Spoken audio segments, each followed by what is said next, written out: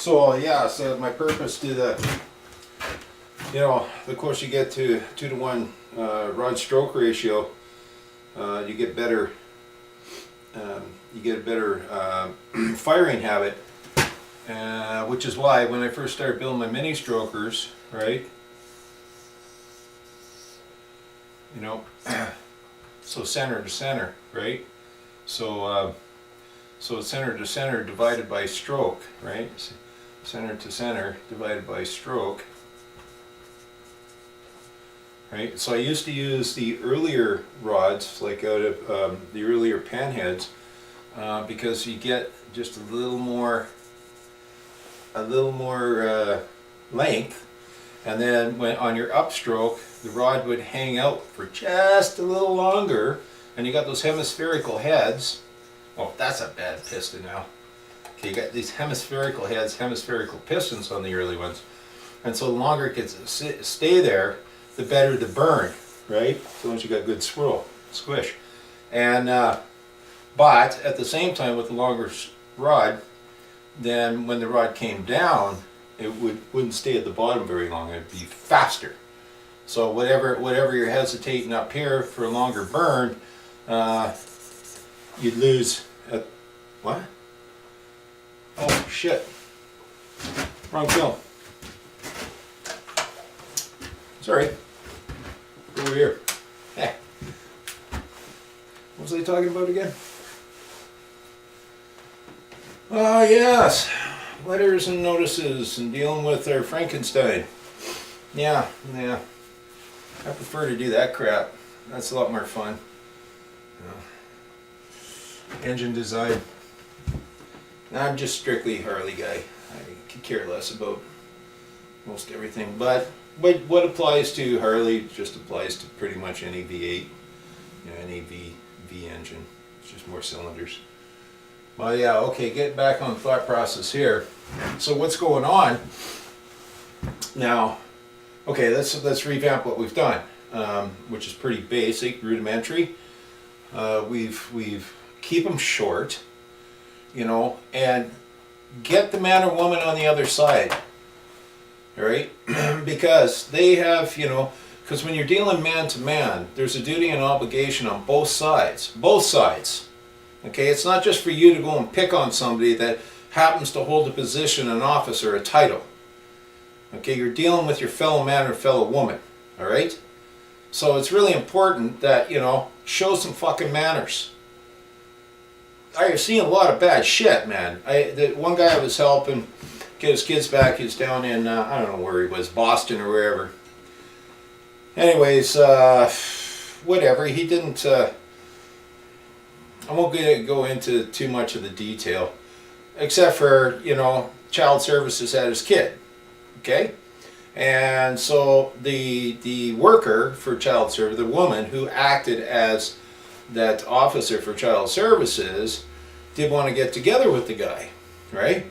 So like I'm working with the guy, saying, look, let's write her and let's proceed with this. Get your kids back, and.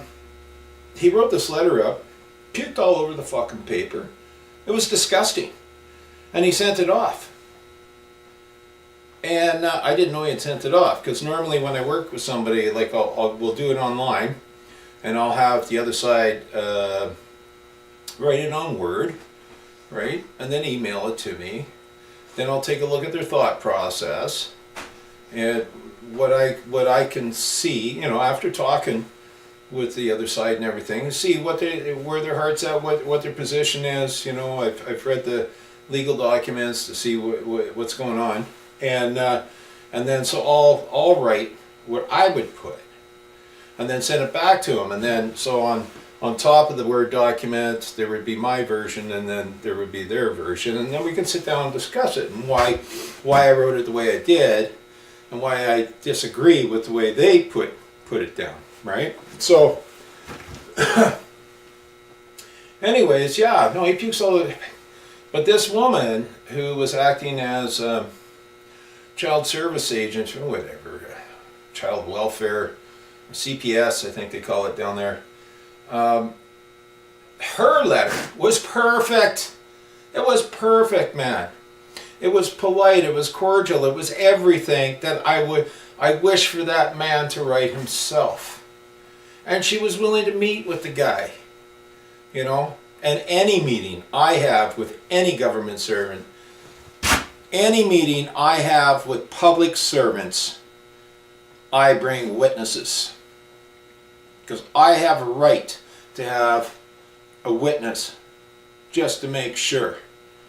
Right? That way, if there's any tomfoolery and we do end up at a public courthouse, I've got my witnesses. So, anyways, that's getting into property. As far as I'm concerned, you know, if it's exclusive to everybody else and only inclusive to you, then it's property, period, you know, or inclusive to I, it's property. You know, I am the author of my children, therefore I am the father of my children, therefore, you know, they're exclusive to all others, right? I authored those kids. I shouldn't use the word children because it's a legal term, so I don't go into court using the word children. And I don't advise anybody going into court using the word children. I go into the court property with the picture of the kids. Property. Give it back. There's a frickin' letter for you. Property, give it back. So, alright, so say I wish to write a notice, you know, so that the whole public knows or can see, you know, that my fellow man and that those who act as public servants can see exactly where I'm at, and so there's no presumption on acting as a public servant, a lowly officer, a citizen. Now, before I get too far, look, I'm sure anybody looking at this, all three of you, right? I'm sure you guys already understand, you know, capitalization, right? Maximus, medius, minimus, right? So, like, just a brief overlay. If this is Demitio, oops, okay, capitis. That Alan right there only has duties and obligations and responsibilities and no rights. Simple as that. Okay? That would be, say, a corporate Alan. Alright? Yeah, it can be given some certain rights as a person, but no inherent, no fundamental, and no intrinsic, and no inalienable rights. Because it's a creation. Okay? It's a slave. Then I can go medius, right? So there we go, medius. So, because of the capitalization, I have some duties, obligations, and responsibilities. And that's what that says. Okay? Now, that still can be a person or it can be a man. Now, that ain't no man. Okay? There's no man there. Okay? That can be a man or a person. Now, a person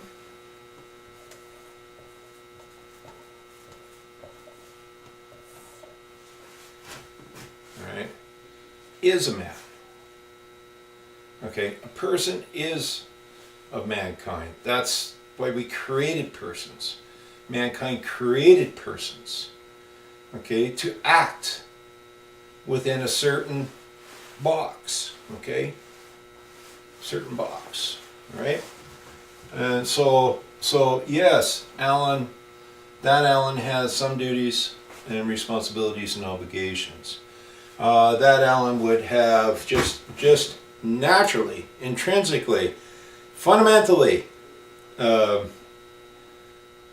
duties and responsibilities to his fellow man.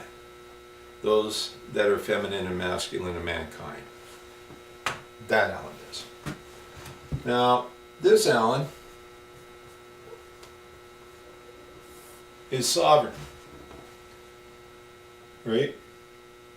That Alan is sovereign. That Alan has no duties, responsibilities, and obligation to anybody. Now, I've never met this Alan, all right? That would be,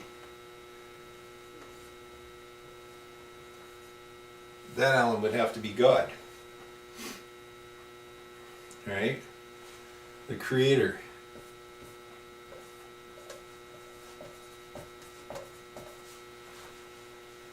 Now, I am that Alan only over those things that I create. Now, I built my hog from scratch. Okay, I am the creator of that motorcycle.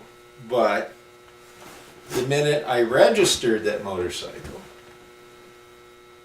I then came over here. So I was this Alan over my motorcycle, and then became this Alan over my motorcycle. All right. Actually, I could be this Alan over my motorcycle, but I'm presumed to be this one the minute I registered it. Because when I registered it, I volunteered it to be part of the public store. Therefore, now my creation, my little Frankenstein, has authority over it. And so now it's not a motorcycle anymore. Can you still see there?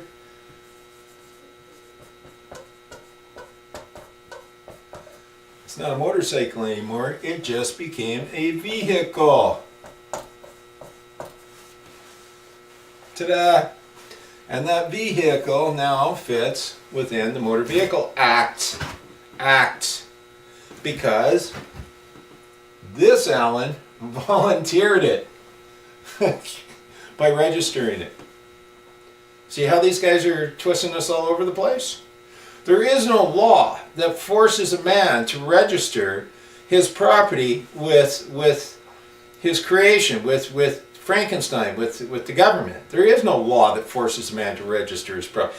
Property is inclusive only to you, okay, or only to I, and exclusive to all others. But because I registered it, it now became communal property. And not only that, I signed it over and gave the establishment first ownership. That's exactly what happens when you buy what they call real property, okay? When you purchase real estate, because almost nobody buys real property outright, they usually have a mortgage. But so when you purchase real estate, the municipality is registered as first owner with lands and titles, and you are registered as, I guess you could say, a co-owner, but let's say, you know, a secondary owner with some, as long as you adhere to their bylaws, then you'll be recognized with the responsibility and what they call a liability of ownership. Ownership comes with liability, always. Right? This is why those guys that make all their money on you know, all the rich dudes, they don't own anything because, or they own very little, because they don't wish to have the liability, right? They wish to have assets, right? So what they do, right? It's like the bank when you get a mortgage, right? You got your assets and you got your liabilities. No, actually, sorry guys, it's the other way around. It's liability and asset, right? So when you get a mortgage, what happens is they come out and you sign a promissory note, because we create we create, everything's done on promissory notes. Everything is debt. Everything is, because there is no money, okay? Since Trudeau took us off, I think it was 72, 74, how we came out, like we had a fiat currency, but we had a gold-backed fiat that was created, like we created, like through the Bank of Canada, that the public owned, okay? So it was the Bank of Canada, and so it was a fiat currency on the faith of the people, but it was also backed by gold as well, right? So we had, we used to call them, you know, promissory notes, right? Then they became legal tender. Now I don't even think the bank has to accept paper money or plastic money anymore. Like that's how bad it is, right? So when you get a loan, or for, or say, a mortgage, when you sign, the first document you sign is the promissory note. So they take it and they deposit it into the bank. Now they're licensed to do this. They're licensed to convert money, to bundle and all kinds of stuff. They're, you know, within what we call money today. So now, say your house is $1,000, okay? So now the bank has the liability of $1,000, right? Now, instead of, so they'd have to pay tax on that liability because it's a liability. They're a corporation. So what they do is they turn around and they come up with their second contract to lend you the $1,000. So you just gave them $1,000, and now they transferred it over to here, right? And they just lent you the $1,000. Okay, so now it's an asset, and that asset, right? They're earning, say, 5% interest on it, on that $1,000, and this liability is gone. So whenever you own property, the property, like, you can't tell me your home's not a liability. I mean, you got to fix the furnace, you got to keep the windows in good shape, the doors need fixing, the stairs need fixing. So liability, that's what ownership brings you, right? So when you register your property,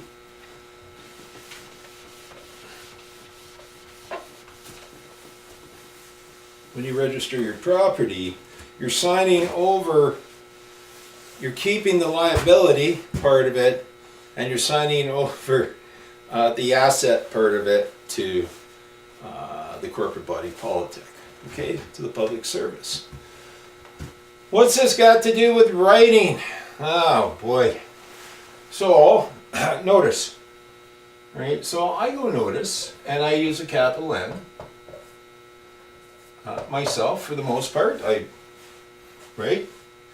Because I have a duty and a responsibility to my fellow man. And that's the way I see the notice, because the notice is public. It's a public notice, all right? If I'm dealing with a public office or a man or a woman who acts as a public servant, then I believe that I have a duty and responsibility to my fellow man who acts as my public servant. So I go capital N, notice. I go colon, all right? So now, it's a notice, but now I'm gonna stay within the subject of my notice, but I'm changing my thought pattern, right? So what I can do is, you know, it's a notice of intent, right? So I can go, notice of intent, or I can just go intent. I can use a capital, use a small one, I use a capital. Now, I'm using my semicolon. Why? Because I'm going to stay within the thought pattern of my intent. All right, so I'm still staying within the, so I'm just pausing for a second, you know. So, so who's the public servant? Say it's the man or woman who acts as attorneys general. So up here, I would put Bob, you know, to Bob, right, care of Attorneys General Office, da da da da da. I never ever send a notice out. Anytime I'm dealing with my public service, my public servants, those who act as a public servant, I always CC to other offices. You know, so that way I'm creating my own witness list, right? It's not something that I'm not trying to get away with anything. I'm not one of their children. Okay, they're not my co-parent. They're not my nanny, not my daddy. All right, I'm speaking, you know, or I'm conveying what I see with pen, paper, and ink to my fellow man who I believe does act as my public servant. So, so it's, you know, of course it's to Bob, it's from Al, you know, and it's notice, intent, semicolon, just say on this one, you know, let's see, it is not the wish of I. Now I'm using I in lowercase because Carl likes to use because Carl always explains that hey, capital I is the man without a head. Small I is the man who's still got his head. So don't lose your head. I don't wish to lose my head. And that's why I tell people, don't puke your righteous indignation on paper and expect a man or woman who acts as your public servant on the other side to you know, greet you with happiness or to even frickin' answer you. You know, so, you know, it's not the wish of I. It is not the wish of I to be or actually I don't like that because I was about to put ED and I don't want to put it in past tense. I want to keep it present. So it's not the wish of I for anyone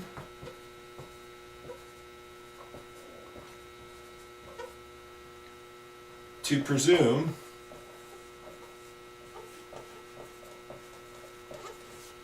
I as a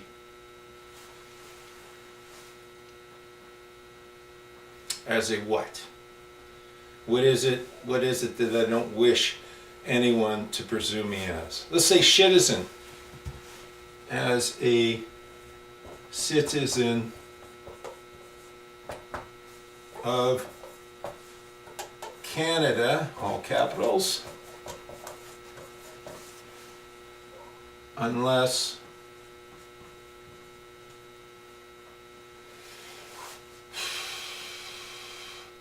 permission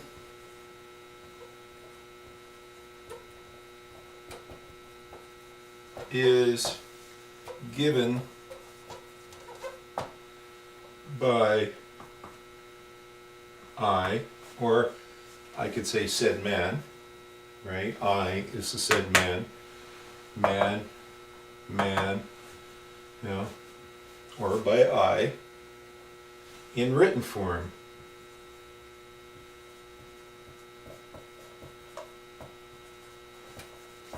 Form signed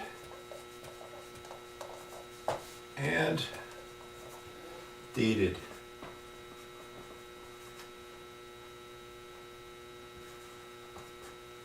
by I. And then I go over here, I go kind regards, and then sign it and qualify my sign, man, and then my date. Okay, so there's a basic notice.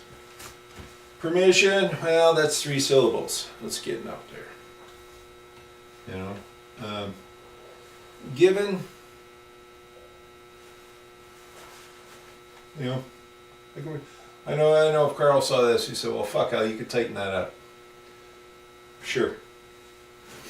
But that's the basic gist of it, right? So I have my notice, Okay, my thought process here, it is not the wish of I for anyone to presume, you know,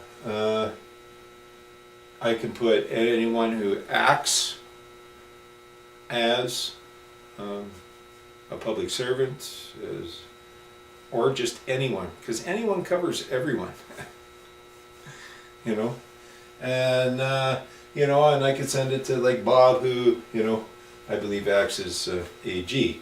And then if I'm sending a letter to say Bob, who I believe acts as AG, that's what I'd put. I'd go, greetings, Bob. I believe you are the man who does act as Attorneys General. There's a wish of I, you know,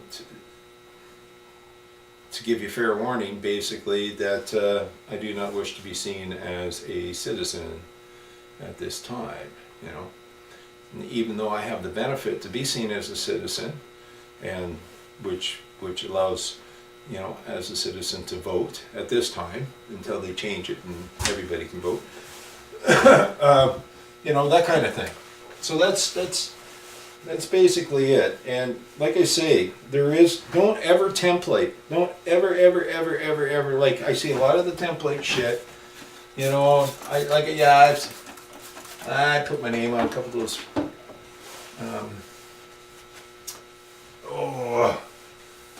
those documents, you know, petitions, Don Cherry, and all that kind of stuff. You know, to me, that's just, you know, that's just fun, right?